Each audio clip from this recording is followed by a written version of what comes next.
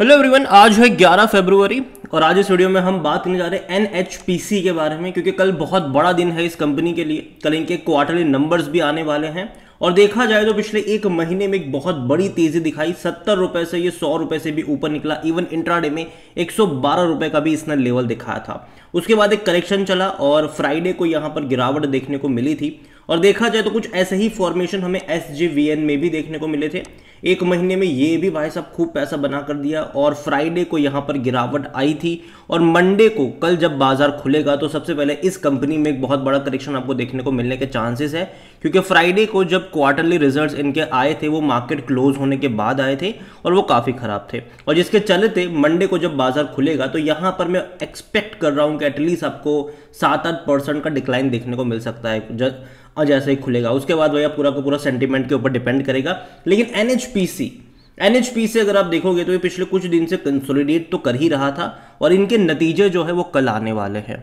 और देखते हैं कि कल जो नंबर्स इनके आएंगे वो मार्केट चल रहा होगा तब आएंगे या क्लोज होने के बाद आएंगे, क्योंकि उसका जो इम्पैक्ट है वो हमें जो देखने को जरूर मिलेगा। क्योंकि देखो नंबर्स के ऊपर बहुत सारा गेम चल रहा है। देखो मैं मानता हूं कि पिछले कुछ टाइम में काफ़ी अच्छी पॉजिटिव खबरें आई, जिसके चलते लगातार इसने तेजी भी दिखाई थी।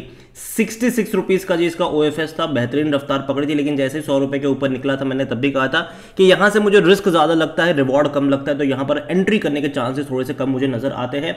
लेकिन एक बार इनके क्वार्टरली रिजल्ट्स आ जाने दीजिए, तब कोई फैसला लेंगे यहाँ पर। और अभी अगर आप देखोगे तो कल का दिन डेफिनेटली इसके लिए भी थोड़ा बहुत भारी होने वाला है, क्योंकि अगर SJVN में करेक्शन आएगा रिजल्ट्स के बाद तो कहीं ना कहीं एक मार्केट सेंटीमेंट जो है वो ये अज्यूम करके चल रहा होगा कि यहाँ पर भी नंबर्स में शायद थोड़ी बहुत उठापटक हो सकती है, जिसके चलते कल यहाँ पर जब बाजार खुलेगा तो यहाँ पर मैं मानता हूँ कि थोड़ा बहुत गिरावट यहाँ पर भी देखने को मिल सकती है। उसके बाद जो 10-12% का जो अपसाइड या डाउनसाइड होगा वो पूरा का पूरा डिपेंड करेगा इनके क्वार्टरली नंबर आने के बाद, और जिस तरीके से जो रिजल्ट्स आएंगे उसके ऊपर डिपेंड करने के चांसेस ज़्यादा रहने वाले हैं। और पिछले एक साल में खूब पैसा बना कर दिया इसने दिया। 140% का ग्रोथ है। इवन अगर आप मैक्सिमम ग्राफ भी देख लो तो ऐसी तेज़ी पहले कभी नहीं आई, ऐसी तेज़ी पहले कभी नहीं आई। पहले तेज़ी आती भी थी, लेकिन अगर देखा जाए तो मुश्किल से अगर आप देखो तो पैसा 70 मतलब डबल होता था। लेकिन इस बार तो पैसा कुछ ज़्यादा ही बहुत बड़ा इसने बनाकर दे दिया है और काफ़ी अच्छी रफ्तार है, कोई शक की बात नहीं है यहाँ पर। और बड़ी क्वांटिटी में अभी ट्रेडिंग भी चल रही है। अगर आप वॉल्यूम भी देखोगे NHPC के तो 22 करोड़ से भी ज़्यादा के शेयर्स फ्राइडे को ट्रेड हुए थे यहाँ पर। और मंडे ट्यूसडे को यहाँ पर और बड़े पैमाने पर ट्रेडिंग देखने को मिल सकती है। मुझे लगता है कि 25 से 30 करोड़ की इंट्राडे ट्रेडिंग आपको यहाँ पर देखने को मिलेगी, क्योंकि ट्रेंड में होंगे ये दोनों ही कंपनी के शेयर, SJVN और NHPC दोनों ही होंगे ट्रेंड में। तो कहीं ना कहीं अभी अगर आप देखो तो लोगों का जो अट्रैक्शन है वो गवर्नमेंट कंपनियों की तरफ बढ़ भी रहा है। और पिछले कुछ टाइम में गवर्नमेंट कंपनियां ही थी जिसने खूब सारा पैसा बनाकर दिया है। प्राइवेट प्लेयर काफ़ी पीछे अभी नजर आ रहे हैं। लेकिन अगेन मैं कहूँगा कि जिस तरीके से तेज़ी आई है, आपको 20-22% की करेक्शन के लिए तैयार रहना पड़ता है। और ये मैं कई बार बोल चुका हूँ।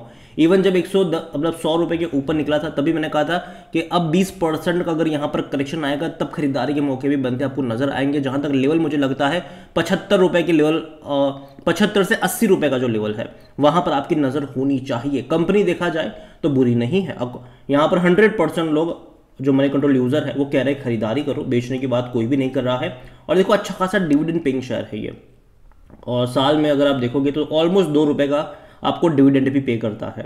अभी आपको जो 95 रुपये का शेयर है उसके मुकाबले 2 रुपये कम लग रहा होगा, लेकिन हमें ये समझना होगा कि 30 रुपये का शेयर था पिछले साल तक। और 30 रुपये का शेयर अगर आपको 2 रुपये का डिविडेंड पे करता है तो ये अच्छा डिविडेंड माना जाता है।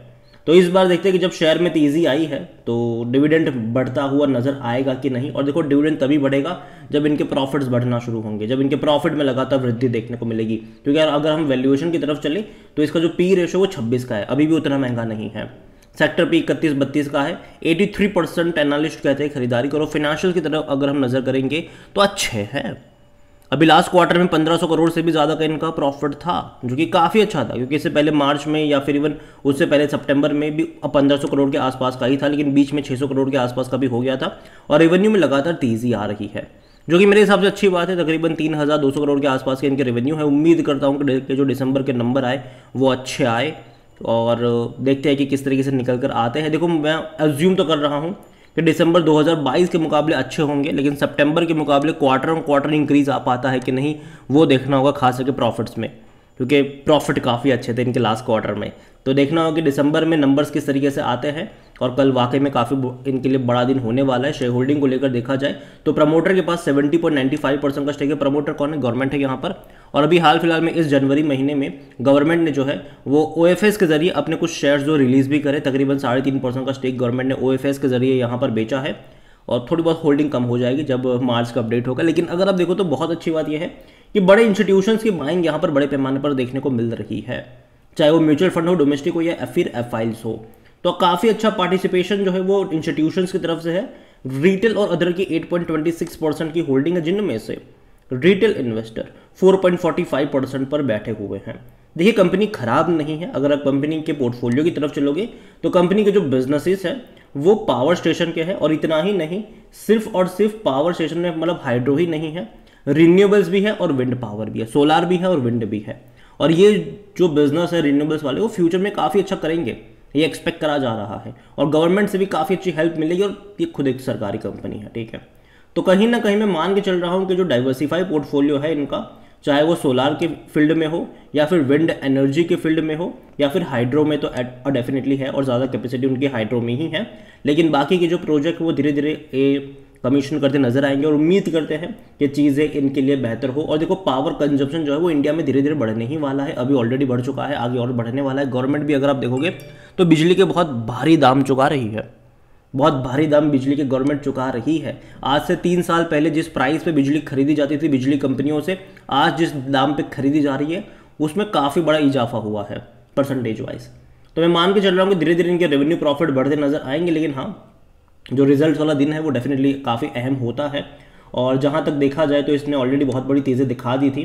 70 रुपये से भी नीचे शेयर था, लगातार भागा था, ये 112 पे गया था। अगर वहाँ से मैं कंपेयर करूँ तो अगर ये शेयर आपको 75-80 की रेंज में नज़र आता है तो कहीं ना कहीं मुझे लगता है कि अट्रैक्टिव वैल्यूशन बन सकता है। लेकिन हाँ, रिजल्ट्स के ऊपर भी डिपेंड करेगा यहाँ पर कि नंबर्स किस तरीके से आते हैं। अगेन मेरी कोई बाय सेल रिकमेंडेशन नहीं है, मैं इतना ही कहूँगा कि अगर आपके पास है तो नतीजा आने तक होल्ड करिए। अगर आप बाय करना चाहते हैं तो भी रिजल्ट्स आने तक देखिए कि नंबर्स कैसे आते हैं, उसके बाद कोई फैसला लीजिएगा। जल्दबाजी में कोई भी खरीदारी करने मत लग जाइएगा। यहाँ पर कंपनी अच्छी ज़रूर है, अगर आपको सस्ते दाम पे मिलता है तो बाय ऑन डिप्स के मौके डेफिनेटली यहाँ पर बनते नजर आएंगे। लॉन्ग टर्म के लिहाज से मुझे खराब नहीं लगता है। अगर ये गिरकर 75-80 पर भी जाता है तो दोबारा भागेगा और 100 रुपये के ऊपर भी जाएगा, लेकिन लॉन्ग टर्म की बात है। और मैं पहले भी बोल चुका हूँ कि ये जो फरवरी के 2 हफ्ते हैं वो डेफिनेटली थोड़े बहुत अप्स एंड डाउन्स रहेंगे पावर कंपनियों के लिए। लेकिन मार्च में एकदम से आपको बहुत बड़ी तेज़ी देखने को मिलने वाली है पावर कंपनियों के शेयर में, क्योंकि गर्मियां बढ़ना शुरू होगी और गर्मियों में डेफिनेटली पावर कंजम्पशन बढ़ता है। और न्यूज़ चैनल पे आपको हर जगह पावर कंपनियां ही देखने को मिलने वाली है, उनकी ही न्यूज़ देखने को मिलने वाली है। तो कहीं ना कहीं वो चीज़ भी इनको पुश करेगी। तो इतना ही कहूँगा, कंपनी बुरी नहीं है, लेकिन हाँ नतीजे आप देखिए और ऑलरेडी काफ़ी बड़ी तेज़ी इसने दिखाई है। तो मंदी तक का वेट करिए और अगर गिरावट दिखाता है और अच्छे खासे मौके जो वो 75-80 के आसपास देखने को मिलेंगे। अगर नंबर्स खराब आते हैं तो बाई करने के, ठीक है। अगर नंबर खराब आते हैं तो, अगर नंबर अच्छे आते हैं तो वापस से पहिया घूम जाएगा इसका। तो यही मैं कहूँगा, कोई बाय सेल रिकमेंडेशन नहीं है। वीडियो को यहीं पे एंड करता हूँ। पसंद आया हो तो लाइक करो, शेयर करो, चैनल में अगर पहली बार है तो प्लीज़ सब्सक्राइब करें। और NHPC के बारे में आप क्या सोचते हैं वो भी आप मुझे कमेंट में लिख के बता सकते हो। जैसे ही नंबर्स आएंगे मैं आपको अपडेट भी कर दूंगा। तो चैनल को सब्सक्राइब करना मत भूलिएगा, बेल आइकन को प्रेस जरूर कर लीजिएगा। Thank you.